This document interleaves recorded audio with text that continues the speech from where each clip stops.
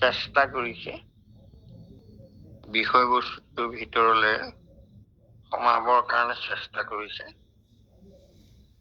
মই প্ৰথমতে তেখেতৰ চেষ্টাক শলাগ লৈছো আৰু ভগৱন্তই কৃপা কৰিছে আৰু কৃপা কৰিব।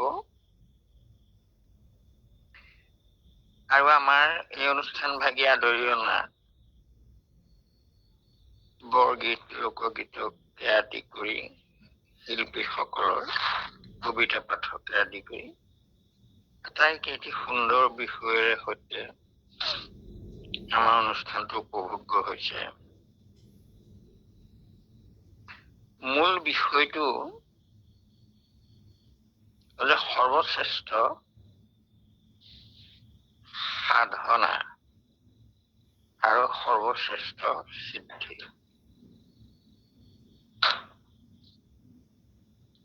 আমি তাৰমানে সৰ্বশ্ৰেষ্ঠ সাধনা আৰু সৰ্বশ্ৰেষ্ঠ সিদ্ধি এই দুটা বস্তু লৈ যোৱাৰ আগত আমি এটা কথা বিশেষকৈ জানিব লাগে যে সাধ্যৰ অনুসৰি সাধনা হয়। সাধ্যানুসাৰে সিদ্ধি লাভ কৰিব পাৰে মানুহে। আৰু এই সাধন দেহ একমাত্ৰ মানুহৰহে আছে। অন্য কোনো প্ৰাণী জীৱ জন্তুৰ সাধনা কৰিব পৰা সাধ্যটো নাই তেওঁলোকৰ। মানুহৰহে আছে এই গুণটো। কাৰণ কথা হল যে সাধন দেহ বুলি কয় আমাৰ মনুষ্য দেহটো।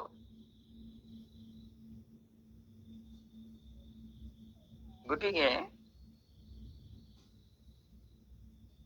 এতিয়া সাধনটো আমি আচলতে কি সাধন কৰিব লাগে, সৰ্বশ্ৰেষ্ঠ সাধনাটো কি, আৰু এই সম্পৰ্কলৈ বেদতে ইয়াৰ উৎপত্তি হৈছে যে আমাৰ মানুহ সৰ্বশ্ৰেষ্ঠ প্ৰাণী। মানুহে সৰ্বসিদ্ধি আটাইতকৈ ডাঙৰ সিদ্ধিটো সাধন কৰিব পৰা ক্ষমতাটো মানুহৰ আছে। কাৰণ আমি পঞ্চকোশী প্ৰাণী। অন্য জীৱবোৰ যিহেতু তেওঁলোকৰ সাধন কৰিব পৰা শক্তিটো তেওঁলোকক দিয়া নাই, নিদিয়াৰ কাৰণে তেওঁলোকৰ কোনো সাধ্য আৰু সাধনাৰ প্ৰশ্নই নাই। আৰু সেইকাৰণে কোৱা হয় কোনো জীৱ জন্তুৰ ধৰ্ম নাই। ধৰ্ম নাই বুলি কয় কি কাৰণে কয় যে প্ৰাণীবোৰ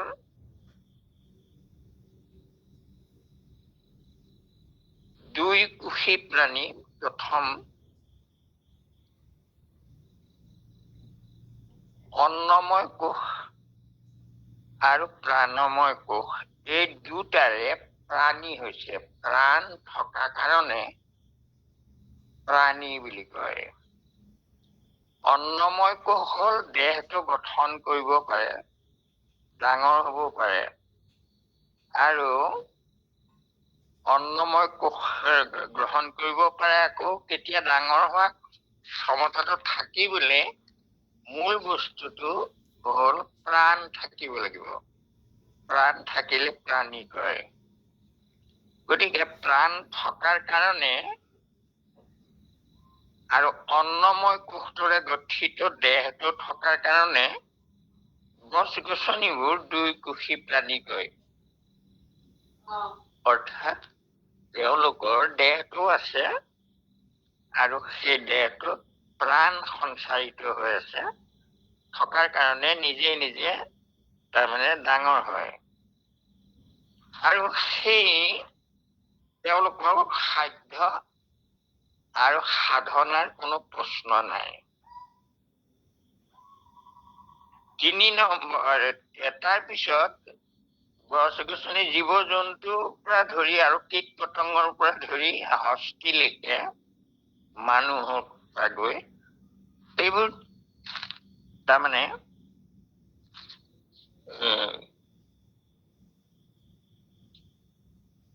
হস্তিলৈকে এইখিনিক আপোনাৰ 3 কোষী প্ৰাণী কয়। এওঁলোকৰ 3টা কোষ আছে। সেই 3টা কোষ হ'ল অন্নময় কোষ, অৰ্থাৎ নিজে খাই বৈ দেহটো পুষ্ট কৰিব পাৰে। প্ৰাণময় কোষ, অৰ্থাৎ প্ৰাণ থকাৰ কাৰণেহে জীয়াই থাকে, খাব পাৰে, গ্ৰহণ কৰিব পাৰে। গতিকে আৰু 3 নম্বৰটো হ'ল যে এই হাতীলৈকে এই প্ৰাণীবোৰৰ মনোময় কোষ আছে, অৰ্থাৎ মনটো আছে। কিন্তু সেই কাৰণে তেওঁলোকৰ কোনো সাধনা নাই। সাধনা কেলে নাই? মনক তাৰমানে নিয়ন্ত্ৰণ কৰি তেওঁলোকৰ সাধনা কৰিব পৰা সাধ্য তেওঁলোকৰ নাই। অৰ্থাৎ মনটোক নিয়ন্ত্ৰণ কৰি সিদ্ধি লাভ উপায় কৰিবলৈ তেওঁলোকৰ তাৰমানে নিয়ন্ত্ৰণ কৰিব পৰা কোষটো নাই। বিশেষকৈ কোষটো নাই মানে কি, বিজ্ঞানময় কোষ তেওঁলোকৰ নাই। নাই কাৰণে তেওঁলোকৰ সাধনাও নাই আৰু সাধ্য সৰ্বশ্ৰেষ্ঠ সিদ্ধি লাভ কৰাৰ উপায়ো নাই। আৰু সাধনাটো কৰিব লাগিব, কিন্তু কৰিব পাৰি পৰা শক্তিটো তেওঁলোকক দিয়া নাই। তেওঁলোকৰ সেইটো কোষেই নাই। গতিকে সেইকাৰণে তেওঁলোকৰ মনলৈকে আছে। মনক সাধনা কৰিব পৰা শক্তিটো, যিটো বিবেক বুলি কয়, বিজ্ঞানময় কোষ, সেইটো নাই। নথকাৰ কাৰণে তেওঁলোকৰ ধৰ্মও নাই। কাৰণ বিবেকেৰে মনক পৰিচালনা কৰিব নোৱাৰে। ধীয়তে মনহনেনো এটি ধৰ্ম। যি কি নহওক, সাধ্য সাধন দেহ মাত্ৰ মানুহৰহে। আৰু এই দেহত কি আছে যে বিজ্ঞানময় কোষ আছে, আৰু বিজ্ঞানময় কোষেৰে সৈতে মানুহে সৰ্বসিদ্ধি কৰিব পৰা ক্ষমতাটো তেওঁলোকৰ হাতত আছে। কিন্তু হাততে পায়ো বাটতে হেৰুৱা সংখ্যা বেছি আমাৰ এতিয়া। আমাৰ আছে, সাধন কৰিব পৰা শক্তি আছে, সৰ্বসিদ্ধি লাভ কৰিব পৰা কথা আছে। আৰু আটাইতকৈ শ্ৰেষ্ঠ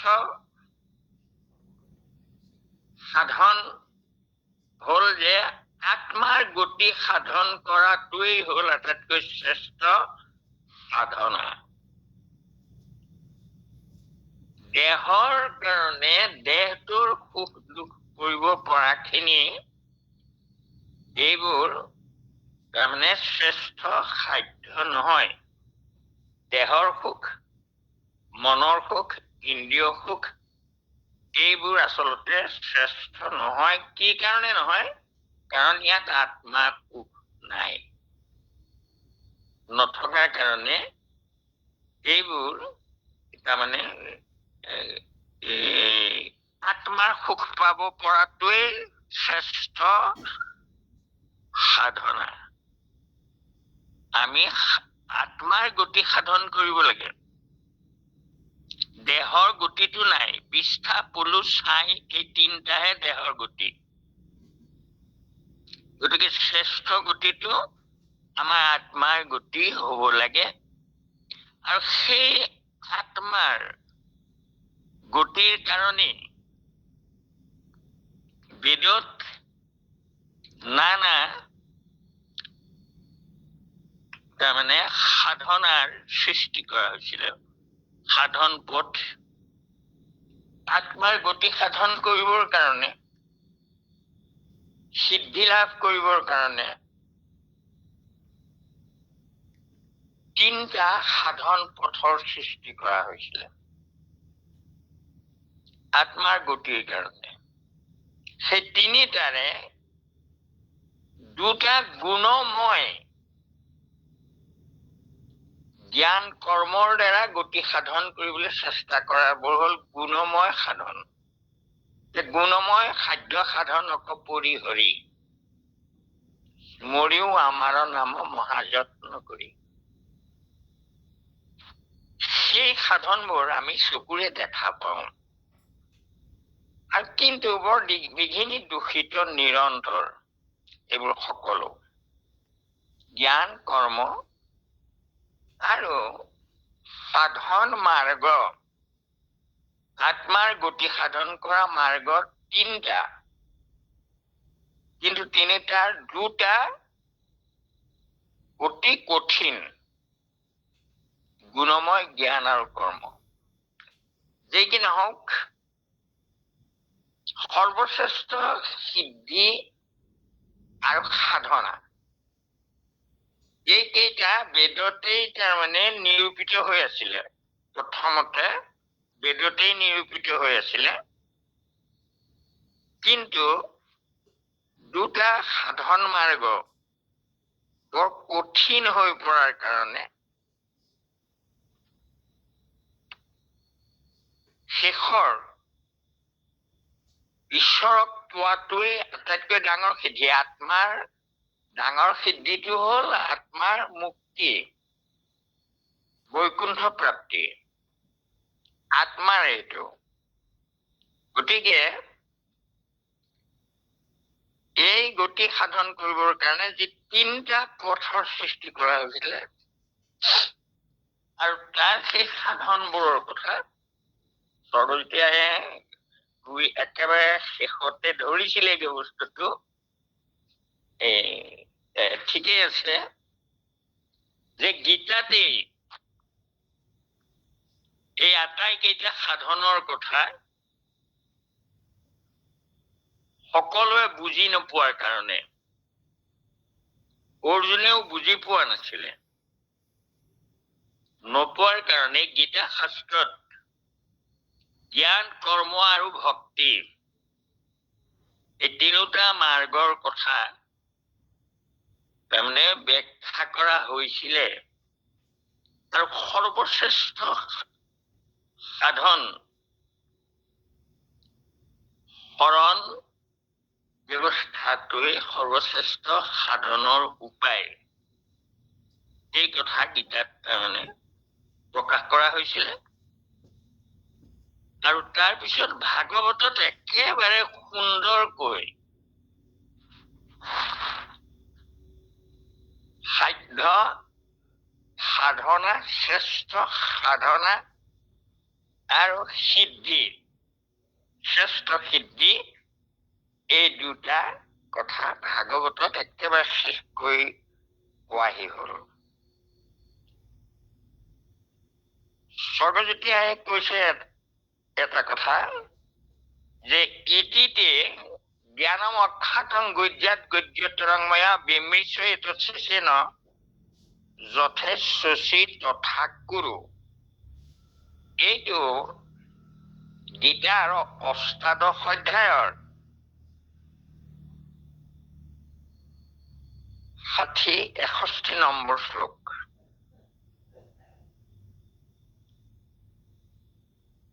তাৰমানে কি কলে, গুণময় সাধ্য সাধনাৰ কথাবোৰ অৰ্জুনে প্ৰশ্ন কৰি আছিলে, কাৰণ শাস্ত্ৰত সেইবোৰ নিগূঢ় তত্ত্ব হৈ আছে, সেইবোৰ সকলোৱে বুজি নাপায়।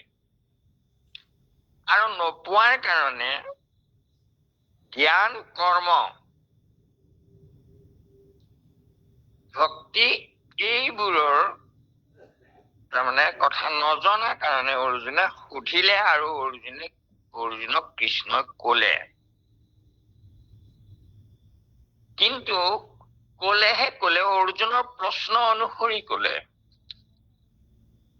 যি যি প্ৰশ্ন কৰিলে তাৰ উত্তৰ দিলে, কিন্তু সৰ্বশ্ৰেষ্ঠ সিদ্ধিৰ প্ৰশ্ন অৰ্জুনে কৰা নাই বা কৰিব নেজানিলেও, জনাও নাছিলে। তেওঁ মাত্ৰ দৈহিক সাধনৰ প্ৰশ্নবোৰ, জ্ঞান আৰু কৰ্ম মাৰ্গৰ প্ৰশ্নবোৰহে তেওঁ কৰি গলে, আৰু সেই তাকো তাৰ মাজেদি সিদ্ধি লাভ কৰা বৰ কঠিন শ্ৰেষ্ঠ সিদ্ধি নাপায়, পাবলৈ যত্ন কৰে কিন্তু পোৱা নহয়, শ্ৰেষ্ঠ সিদ্ধি নহয় সেয়া। আৰু অৰ্জুনে সেইবোৰ বুজি নোপোৱাৰ কাৰণে গৈ আছে উত্তৰ দি গৈ শেষত গৈ কৈ দিলে যে তুমি নজনা কথাবোৰ, সাধনবোৰ, সিদ্ধিবোৰ, তুমি যিবোৰ নাজানিলা মোক সুধিলা, মই তোমাক কৈ দিলো। এতিয়া তুমি তোমাৰ নিজৰ যি বিবেক আছে, এই যে বিজ্ঞানময় কোষ আছে, সেই বিজ্ঞানময় কোষেৰে এইবোৰ চালি জাৰি চোৱা, কোনটো সাধন মাৰ্গ তুমি বলে পাৰিবা, সেইটো তুমি। আৰু সৰ্বশ্ৰেষ্ঠ সিদ্ধি 3টা আছে, এই 3টা মাৰ্গত। কৰ্ম মাৰ্গৰ শ্ৰেষ্ঠ সিদ্ধি সন্ন্যাসী হব পাৰে, জ্ঞান মাৰ্গৰ শ্ৰেষ্ঠ সিদ্ধি যোগী হব পাৰে, আৰু ভক্তি মাৰ্গৰ সৰ্বশ্ৰেষ্ঠ সিদ্ধি হল ভগৱন্তক পাব পাৰে, বৈকুণ্ঠ পাব পাৰে। কৰ্ম মাৰ্গৰ দ্বাৰা স্বৰ্গলোক ব্ৰহ্মলোক পৰ্যন্ত যাব পাৰে, সেয়া শ্ৰেষ্ঠ সিদ্ধি সেইকেইটা মাৰ্গৰ। কিন্তু সেয়া জীৱনৰ সৰ্বশ্ৰেষ্ঠ সিদ্ধি হব নোৱাৰে, কাৰণ আত্মা বাৰে বাৰে আকৌ সংসাৰলৈ ঘূৰি ঘূৰি আহে, ৰাজসই কৰি যাবে ব্ৰহ্মলোক চাই, পুণ্যখিনি ভৰিলে দুনাই সংসাৰতে পৰে। তেতিয়া এইটো কি শ্ৰেষ্ঠ সিদ্ধি হল, বাৰে বাৰে জন্ম হৈ থাকে। গতিকে যে কি নহওক, এই অৰ্জুনৰ প্ৰশ্ন সীমাবদ্ধ আছিলে, তেওঁ আত্মাৰ কাষলৈ যাবই পৰা নাছিলে। তেতিয়া এই যে শ্লোকটোত গলে, তুমি মোক যি সুধিলা মই তোমাক সেই কথা কৈ দিলো, তুমি নজনা কথাবোৰ মোক সুধিলা মই তোমাক কৈ দিলো, ইতিতে জ্ঞানম অখ্যাতং, তোমাৰ মনত প্ৰখ্যাত নোহোৱা কথাবোৰ, মই অখ্যাত কথাবোৰ, গোপনীয় কথাবোৰ, গোপনীয়তকৈ গোপনীয় প্ৰশ্নবোৰ মই তোমাক উত্তৰ দিলো, এতিয়া তোমাৰ যি ইচ্ছা থাকে কৰা। কিন্তু তাৰ ভিতৰত সৰ্বশ্ৰেষ্ঠ সিদ্ধিৰ প্ৰশ্নটোৱেই নাই। গতিকে অৰ্জুন বিমূৰত পৰিলে যে এইবোৰ বৰ জটিল প্ৰশ্ন মই সুধিলো, গোটেইবোৰ উত্তৰ দিলে, মই এতিয়া কোনটো লম, কি কৰিম। তেতিয়া ভগৱন্ত কৃষ্ণই চিন্তা কৰিলে যে অৰ্জুনৰ নিজৰ মগজুৱে এইটো কথাটো বুজি নেপালেও প্ৰশ্নও কৰিব নোৱাৰিলে সৰ্বশ্ৰেষ্ঠ সিদ্ধিৰ কথাটো।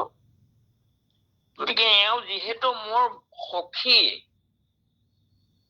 গতিকে মই এওঁক এই কথাটো উপযাচি কৈ দিম, সৰ্বশ্ৰেষ্ঠ সিদ্ধি আৰু সাধন কব লাগিব, কাৰণ মোৰ সখী। মহাপুৰুষ মাধৱদেৱে ঘোষাত লিখিছে, শোক মহ মহা পঙ্কমাজে অৰ্জুন মগন ভৈলা দেখি, পৰম ঈশ্বৰ দৈৱকী নন্দন কৃপায়ে ঈশ্বৰে তত্ত্ব কৰি। চাবনে, কৃষ্ণই কৃপা কৰি সৰ্বশ্ৰেষ্ঠ সিদ্ধি আৰু সাধনাৰ কথা কৃপা কৰি কলে। আৰু কি কলে, সৰ্বগুজ্যতমং ভূয় শ্ৰীনো মে পৰমং বচ। অৰ্জুন আটাইতকৈ গোপনীয় সৰ্বশ্ৰেষ্ঠ সিদ্ধিটো আৰু সাধনাটো তুমি মোক প্ৰশ্নই কৰা নাছিলা।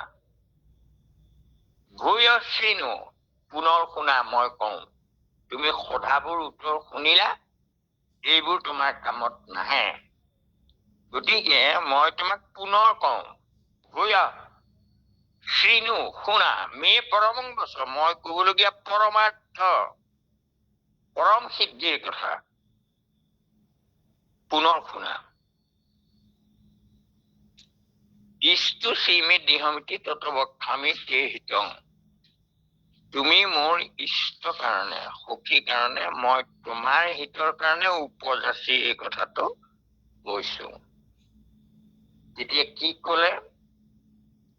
মন মনা ভাৱ মদভক্ত মজ্জাদি মাং নমস্কৰো মামে বৈশ্যসি সত্যং তে প্ৰতিজান প্ৰিয়সী মে।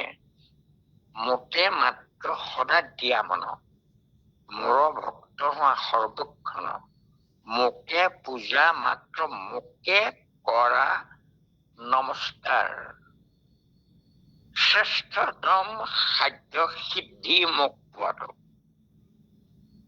আৰু সৰ্বশ্ৰেষ্ঠ সাধনা মাৰ্গ ভক্তি।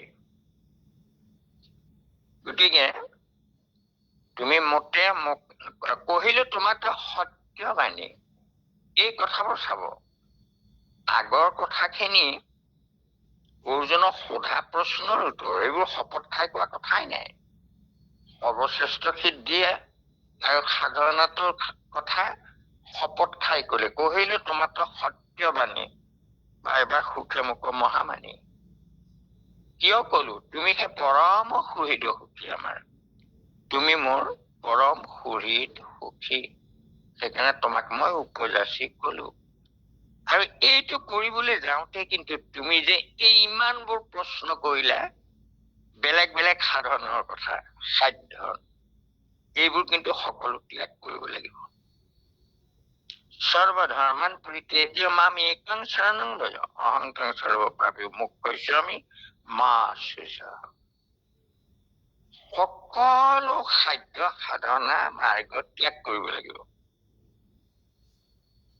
সৰ্বশ্ৰেষ্ঠ সিদ্ধি মোক শৰণ লোৱা, আৰু মোক পোৱাটোৱে সৰ্বশ্ৰেষ্ঠ সিদ্ধি, আৰু মোক পাবলৈ কৰা ভক্তিটোৱেই হল সৰ্বশ্ৰেষ্ঠ সাধনা। আৰু গতিকে এয়া ভগৱন্ত কৃষ্ণই ঘোষণা কৰা কথা। আৰু তাৰপিছত সেই সাধনা মাৰ্গ, সেই সাধনাৰ পদ্ধতিটো তাৰমানে গীতাত দিয়া হোৱা নাছিলে, কলেহে, কিন্তু আকৌ পুনৰ তাৰমানে নাৰদৰ উপদেশত সেই সাধনা মাৰ্গটো কেনেকৈ সাধন কৰিব লাগিব, এই উপায়টো নাৰদৰ হতুৱাই ভাগৱতত দিলে। সাধনা লাভ কৰি কি কৰিব লাগিব, সিদ্ধিটো, এইটো ভাগৱতত দিলে। মোৰ উপদেশ কৰা ভাগৱত শাস্ত্ৰ প্ৰচাৰক গোবিন্দৰ গুণ নাম মাত্ৰ কৃষ্ণ, যি কি নহওক বান্ধৱাই সমস্ত আমাৰ স্বৰ্গীয়াই কথাখিনি ভালকৈ সুন্দৰকৈ ব্যাখ্যা কৰিবৰ কাৰণে চেষ্টা কৰিছে। ধন্যবাদ দিছো, সুন্দৰ হৈছে। আৰু অলপ গুৰুজনৰ কৃপা হৈছে, গতিকে গুৰুৱে কৃপা কৰিছে আৰু কৃপা কৰক। মই আশীৰ্বাদ কৰিছো, কৰোণাময় ৰাম কৰিণাময়, কৰিও কৃপা যেন উচিত হয়। আৰু এই দুষাৰতে মই লগত সংযোগ কৰি দিলো, আৰু সকলোলৈকে মোৰ ভক্তি ভৰা সেৱা ভাগি নিবেদিত কৃষ্ণ মাধৱ।